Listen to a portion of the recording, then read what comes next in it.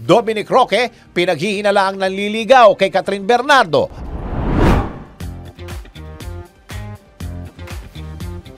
Para sa aking balitang showbiz, napapansin na ng mga netizen ang closeness ni Dominic Roque at Catherine Bernardo. Lalong naging usap-usapan ng dalawa na mag-post ang aktor sa kanyang Instagram account ang picture nila ng aktres na magkasamang nagwo-workout. Kasama na sabing litrato ng dalawa sa mga pictures ni Dominic na umano'y highlights ng kanyang mga activities para sa half of June kung saan nilagyan niya ito ng caption na "Life is good" at nilagyan niya ng hashtag na "God is good, God is great". Sa nasabing picture, makikita ang dalawa sa loob ng isang gym at pareho naka-peace sign habang naka-planka position.